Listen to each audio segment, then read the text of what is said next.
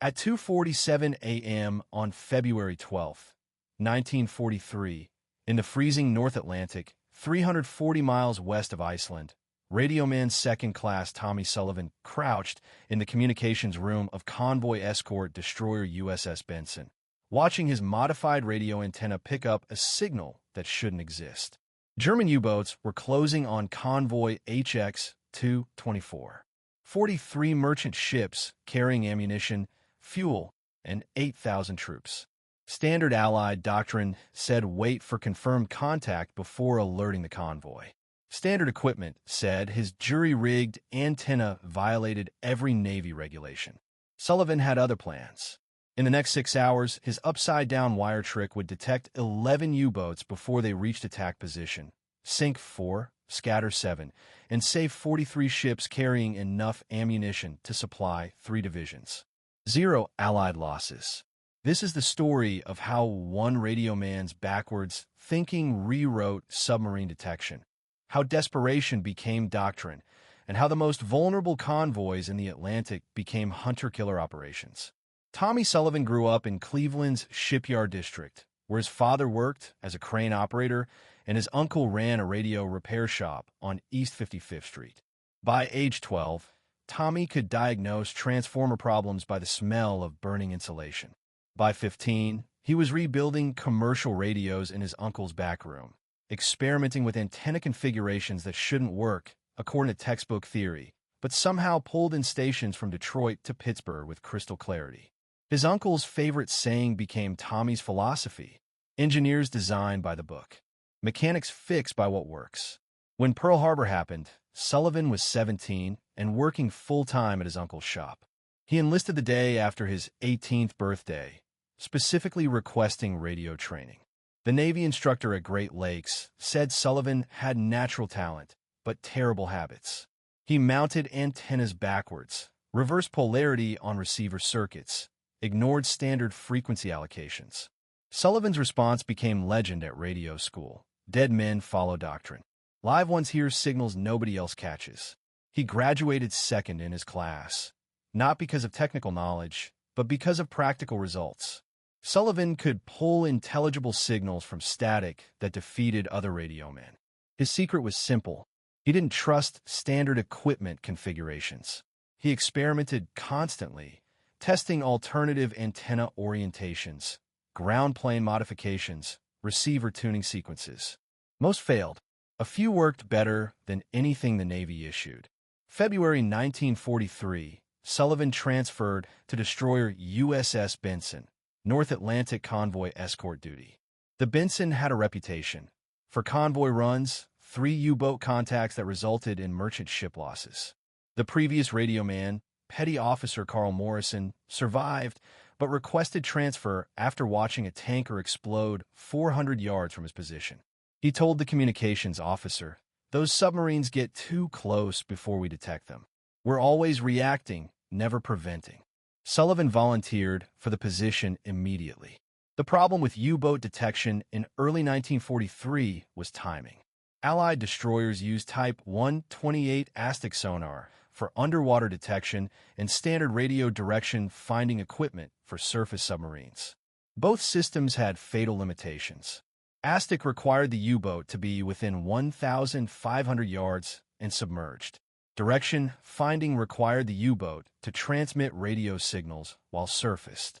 German submarine tactics exploited both weaknesses perfectly. U-boats approached convoys on the surface at night, running on diesel engines, maintaining radio silence until after torpedo launch. By the time ASTIC detected them or they transmitted position reports, they had already fired. The attack happened before the defense activated.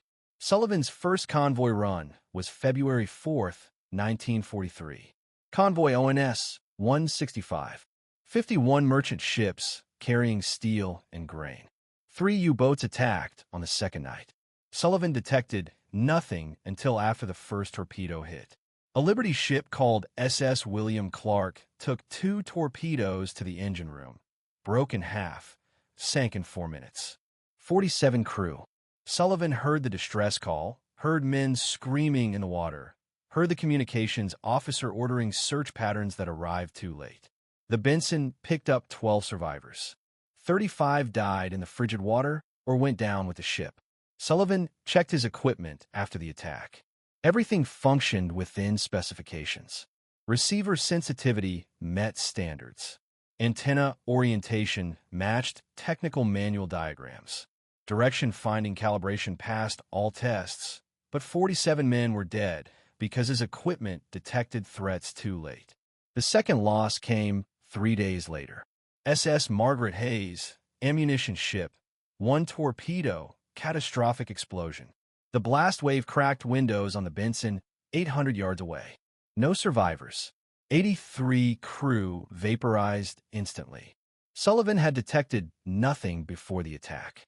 The U-boat transmitted a brief contact report afterward. Gloating, Sullivan tracked the signal, gave the bridge a bearing, but the submarine had already submerged. The destroyer dropped depth charges on estimated position. Probably missed, definitely too late. That night, Sullivan couldn't sleep. He lay in his bunk, listening to the rumble of depth charges from other escorts, hunting submarines that had already killed. The sound made his stomach clench. His equipment was working perfectly according to Navy standards, but Navy standards were getting merchant sailors killed. The third loss was personal. February 8th, SS Robert Schuntroop transport carrying 400 soldiers to Iceland. The ship took a single torpedo to the bow at 0342 hours. It didn't sink immediately. It gave men time to abandon ship, but the North Atlantic water temperature was 34 degrees Fahrenheit. Men died from hypothermia in their lifeboats before rescue arrived. Final count: 127 soldiers, 31 crew. Sullivan had worked with the Robertson's radioman, a guy named Eddie Morrison from Baltimore. They'd trained together at Great Lakes, shared cigarettes between convoy runs.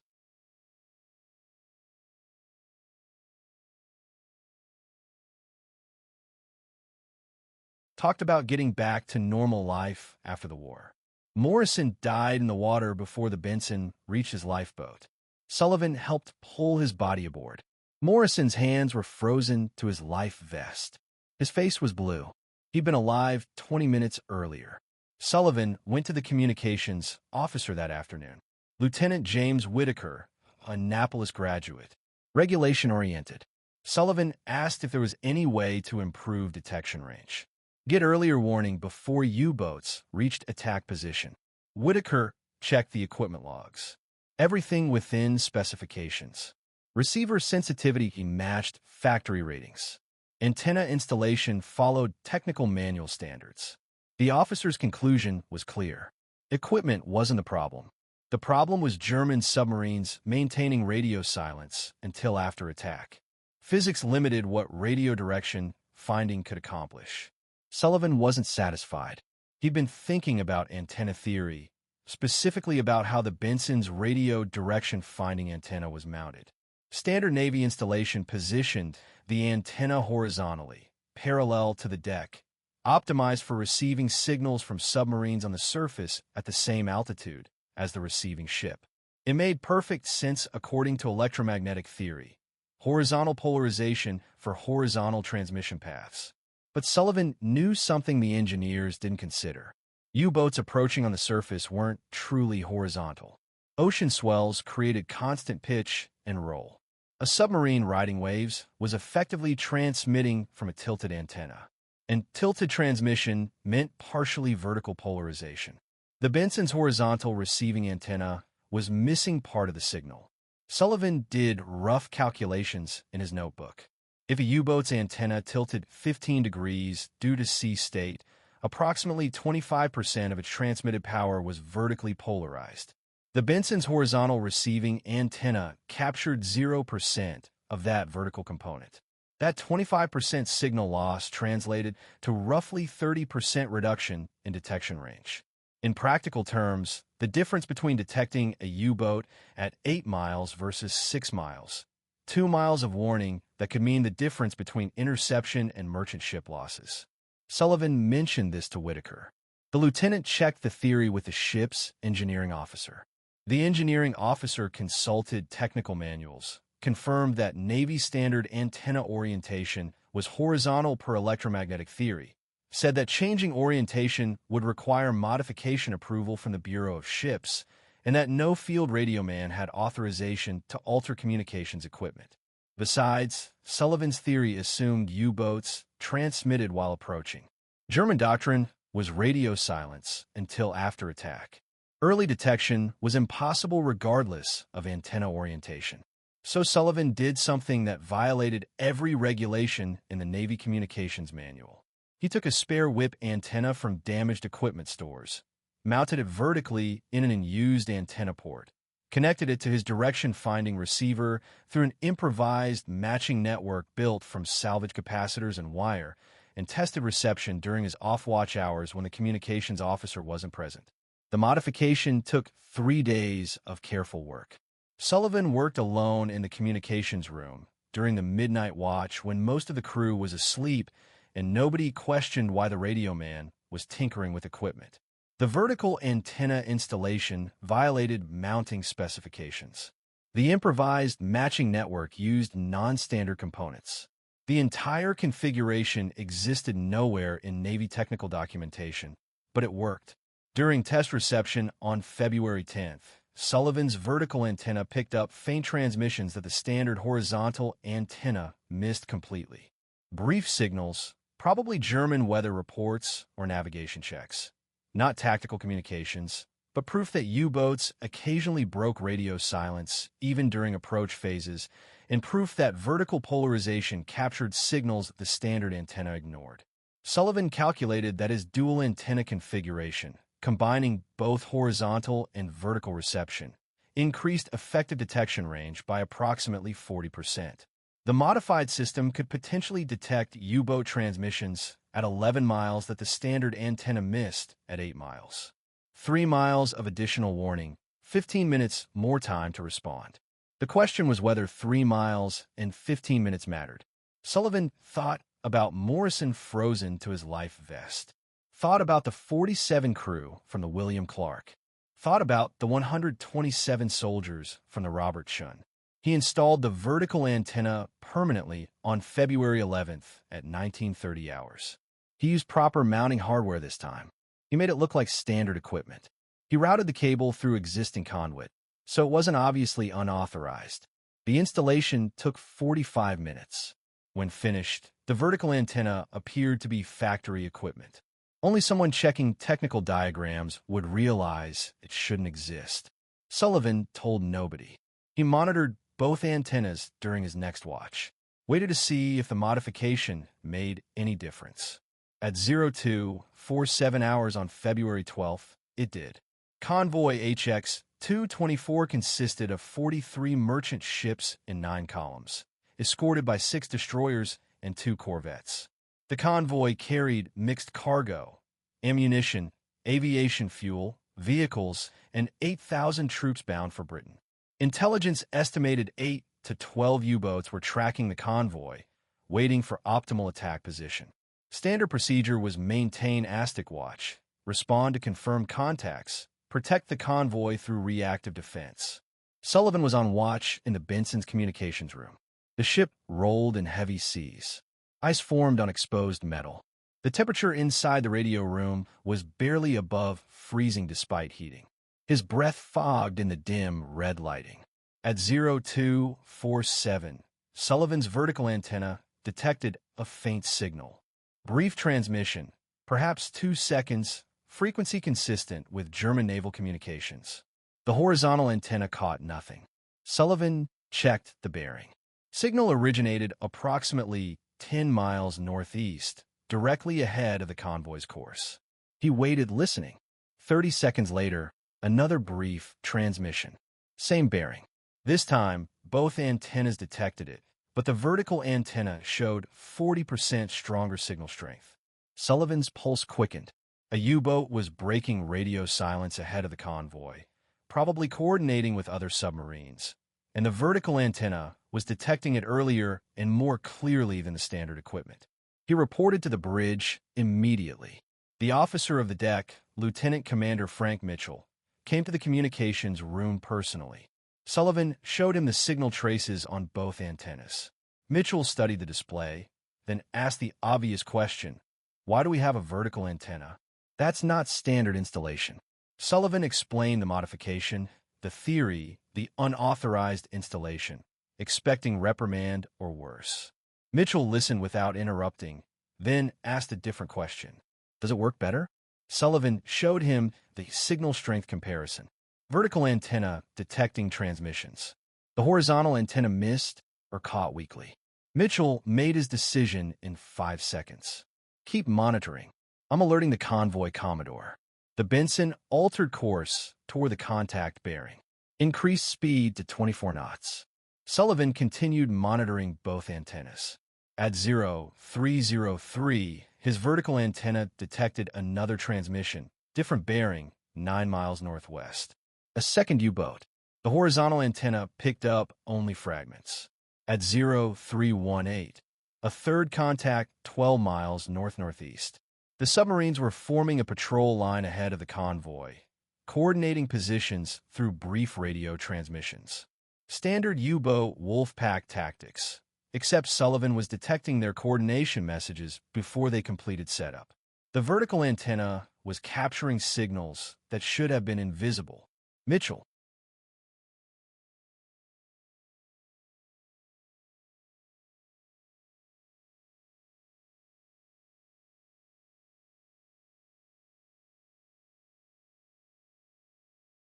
Called a conference in the wardroom at 0330. All escort commanders via radio link. He explained Sullivan's antenna modification, the enhanced detection capability, the 3 U-boat contacts ahead of the convoy. The convoy Commodore's initial reaction was skeptical. Unauthorized equipment modifications violated regulations, but the detection data was undeniable. 3 confirmed bearings on submarines that hadn't yet attacked. The tactical advantage was obvious. The Commodore made the critical decision. Instead of waiting for U-boats to attack, the escorts would conduct preemptive hunter-killer operations, destroy or scatter the submarine patrol line before they reached attack position. It was aggressive, risky, and completely contrary to standard convoy defense doctrine. But standard doctrine was costing merchant ships. The Benson and destroyer USS Madison raced ahead of the convoy at flank speed, targeting the northeasternmost contact. Sullivan continuously updated bearings as the submarine transmitted brief messages at 0447. The Benson's ASTIC detected submerged contact at 120 yards. The U-boat had dived after detecting destroyer propeller sounds. Too late. The Benson dropped a full pattern of depth charges. 8 canisters set for 150-foot detonation. The ocean erupted in massive geysers. Sullivan felt the explosions through the ship's hull. 30 seconds later, debris surfaced, with fragments, oil slick, pieces of rubber, probable kill. The submarine stopped transmitting, either destroyed or too damaged to continue operations. The second U-boat contact was smarter. It detected the escorts approaching, transmitted a brief warning message, then went silent and deep. The Madison dropped depth charges on estimated position, but scored no hits. The submarine escaped, but was forced away from the convoy route. Mission accomplished. Threat neutralized through disruption, if not destruction. Sullivan's vertical antenna detected a fourth contact at 0512, 11 miles west-northwest. This submarine was transmitting longer messages, probably reporting the escort counterattack to U-boat headquarters. Fatal mistake. Sullivan got an excellent bearing fix. The Benson and corvette HMS Clematis converged on the position. This time, the U-boat didn't dive fast enough. The Clematis caught it on the surface at 0534, illuminated it with a searchlight, opened fire with a 4-inch deck gun. 3 hits on the conning tower before the submarine crash dived. The corvette dropped depth charges immediately. The pattern was perfectly placed. At 0537, a massive underwater explosion sent a shock wave through both escort ships. Oil and debris erupted to the surface. Bodies confirmed kill. Sullivan heard the cheering over the radio circuit. 2 U-boats destroyed, 1 damaged and scattered, 1 driven off. And the convoy hadn't been attacked yet. The tactical situation had completely reversed. Instead of U-boats hunting merchant ships, escorts were hunting U-boats. Between 0545 and 0830, Sullivan's vertical antenna detected 7 more U-boat transmissions. Brief, cautious signals. The submarines were confused and disorganized. Their patrol line had been shattered before completing formation. Several were transmitting damage reports or requesting instructions. The Wolfpack coordination had collapsed. Escort destroyers tracked each transmission, forced submarines to dive and evade, prevented them from establishing attack positions.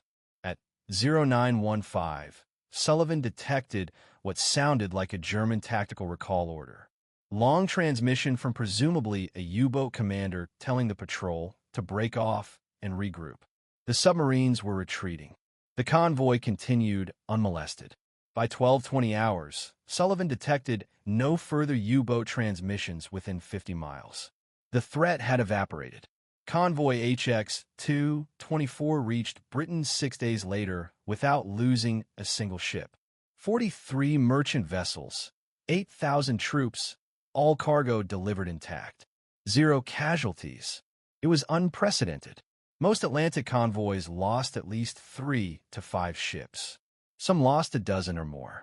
But HX-224's escorts had used Sullivan's early warning to dismantle the U-boat patrol line before it became lethal. The Benson docked at Londonderry on February 18th. Sullivan climbed out of the communications room after 18 hours on watch. His hands were steady. No shakes, no visible stress. But he had just participated in something extraordinary. The convoy commodore, Captain Robert Hayes, interviewed Sullivan personally the next morning. Hayes had commanded convoy escorts for 18 months, had lost 17 merchant ships to U-boats during that time. He wanted to understand how one radioman with unauthorized equipment had accomplished what standard doctrine failed to achieve. Sullivan explained his antenna theory, vertical polarization, the 40% detection range improvement. Hayes listened carefully, then asked the critical question, "Can you teach this to other radiomen?" Sullivan said yes, but the modification violated regulations. Installing unauthorized equipment could result in disciplinary action. Hayes made his decision immediately. "I'm recommending your modification for fleet-wide adoption. Regulations can be modified faster than we can replace lost merchant ships." Word spread through the destroyer escort community before official channels reacted. Other radiomen heard about Sullivan's vertical antenna, asked their communications officers about trying similar modifications. Some officers refused, citing regulations and lack of authorization. Others were willing to experiment if it improved detection. Sullivan showed them how: salvage a spare whip antenna, mount it vertically, build an improvised matching network, monitor both horizontal and vertical polarization. Takes 3 days of work. Changes everything. The modification spread. Radioman to radioman, ship to ship. No official documentation, no engineering approval, just whispered conversations in communications rooms and equipment spaces. By March 1943, approximately 20 destroyers in the North Atlantic had vertical antenna modifications. The tactical results were impossible to ignore. Ships using dual polarization antennas detected transmissions at significantly greater ranges than ships with standard equipment. They got earlier warning, more time to respond, better tactical positioning. Convoy losses decreased measurably for escorts using the modification. Lieutenant Commander Mitchell compiled statistics in March. Convoys escorted by ships with standard antennas. Average loss rate 8.2%. Convoys with at least 2 modified escorts. Average loss rate 3.7%. The difference was statistically significant and operationally critical. German U-boat commanders noticed the change by late March. After-action reports from surviving submarines mentioned that Allied escorts were responding faster, detecting U-boats before they completed approach, forcing defensive maneuvers earlier in the engagement sequence. Captain Lieutenant Heinrich Schmidt commanded U-552, one of Germany's most successful submarines, with 23 merchant ships sunk. On March 28, 1943, Schmidt attempted to attack Convoy ONS 176. His standard procedure was approach on the surface at night, maintain radio silence until optimal attack position, coordinate with other U-boats through brief transmissions just before launching torpedoes. Schmidt transmitted a brief position report at 0140, confirming his approach vector to other submarines in the Wolfpack. 2 minutes later, destroyer searchlights illuminated his conning tower from 3,000 yards. Impossible. The destroyers shouldn't have detected his transmission that quickly. Standard Allied direction finding equipment needed longer transmission times for accurate bearings. Schmidt crash-dived immediately, evaded the depth charge attack, but lost his attack position. The convoy escaped. Schmidt's after-action report stated, Allied detection capabilities have improved significantly. Brief transmissions that previously went undetected now trigger immediate escort response. Recommend increased